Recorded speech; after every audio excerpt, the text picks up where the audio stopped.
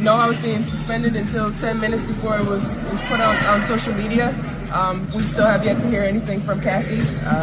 It's no surprise. You can see what's being said on social media, and yeah, I mean, it's unfortunate, but as usual, she remains silent, and that's unfortunate when, you know, our lives are a bit.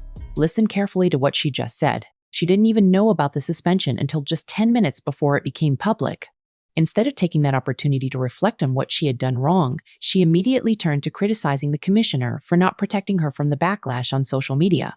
That alone tells you everything you need to know about where this is headed, because what we're witnessing is a master class in deflection, and it's a pattern we've seen repeated over and over throughout this league.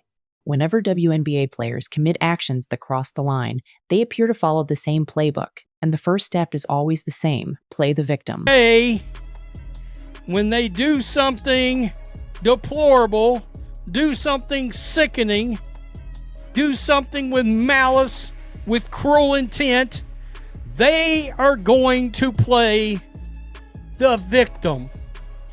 Oh, we're a league full of members of the LGBTQ community. We need to play the victim. Let's establish what actually happened here, because context matters. During a playoff game between the Connecticut Sun and Indiana Fever, Alyssa Thomas threw a closed fist directly into Caitlin Clark's throat. It wasn't a basketball play, nor was it an accident during a rebound battle. It was described as a deliberate strike to the windpipe of the most popular player in women's basketball, the kind of action you don't even see in the UFC, much less on a basketball court. And what was the response from Thomas and her teammates? Not remorse, not accountability. Instead, they demanded that the league crack down on fans who had the audacity to call out what they believed they saw with their own eyes. The irony is staggering. These players are asking for protection from words on social media while refusing to acknowledge that one of their own committed an act of violence that could have seriously injured someone. And they're not just asking for protection, they're demanding the league silence its critics entirely. Music. That's not a call for safety. That's a call for censorship. Courtney Williams saying this about social media. The internet is not a real place. So I think when you treat the internet like a real place, that's when you get everybody like, oh my God. But it's like, bro, you don't know these people in real life. Just press the block button, bro. Just press the block button and then move on. Like. And I'm going to tell you right now, death threats, blah, blah, blah. Number one, a lot of people, and I don't pay close attention to what Courtney Williams says here, because this is where the narrative really begins to take shape. She's talking about death threats and people's addresses being posted online. And look, if that's actually happening, it's completely unacceptable, and those individuals should face legal consequences. Nobody is defending genuine threats of violence. But here's the problem with this argument. She's using the actions of perhaps a handful of anonymous trolls to portray millions of Caitlin Clark fans as dangerous extremists who need to be controlled. This is a classic deflection tactic. Take the worst possible example of fan behavior, the absolute fringe elements that exist in every fan base across every sport, and use that to avoid addressing the legitimate criticism. Because the vast majority of people criticizing Alyssa Thomas aren't making threats. They're simply pointing out that what she did was dirty, dangerous, and deserved more than a one-game suspension. That's not harassment. That's holding a professional athlete accountable for her actions on the court. So be it, but I think there's a lot of other plays that you can say the same about.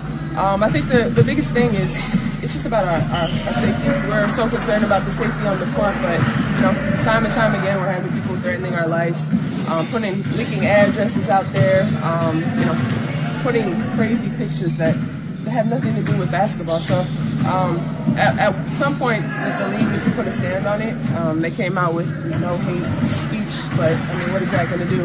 At some point, you know, time and time again, players are going through this, and the league remains silent. So I'm sick and tired of it, and it's time for them to step up and have our backs. And here's where it becomes even more revealing. She says the league came out with a speech about online harassment, but then asks, what is that going to do?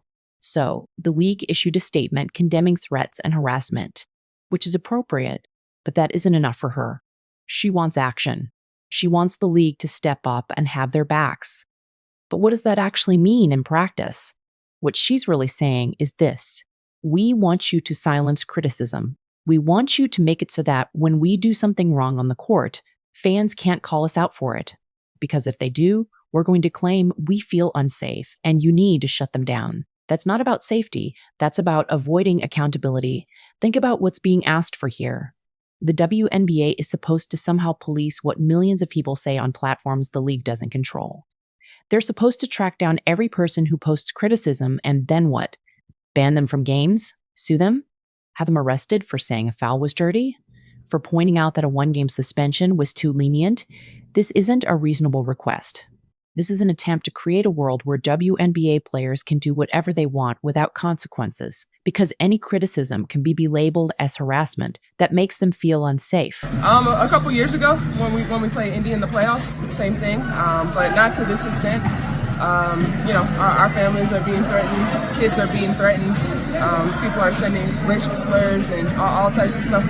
And, there's a difference between trolling and there's a difference between hatred. And the hatred that we're experiencing over a play that honestly was a complete accident. No one even knew it happened.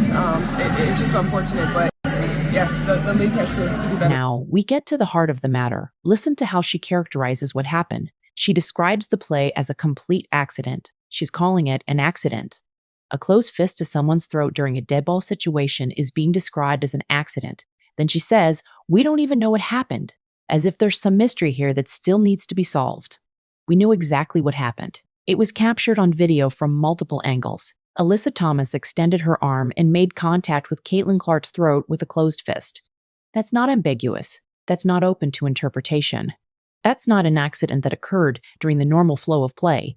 It was a deliberate action, and everyone who watched it knows it. But here's the strategy. If you can convince people that what they saw with their own eyes isn't actually what happened, then you can avoid taking responsibility for it. If it's an accident, then there's no need for accountability. If we don't even know what happened, then how can anyone be blamed? It's gaslighting. Plain and simple. They're trying to make people doubt the evidence that's right in front of them. The playing the game, being suspended, just the whole narrative that's being painted out there.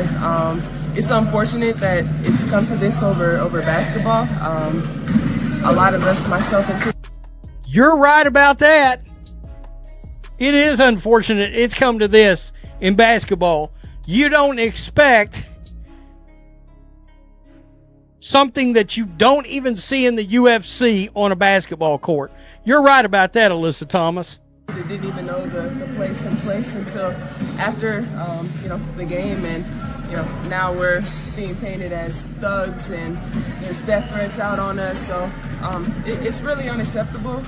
It's something that needs to change in this league, and I'm just really excited. And this is the part that should concern everyone who cares about the future of this league. She's complaining about the narrative being painted, about being portrayed as thugs, and about how this has overshadowed basketball.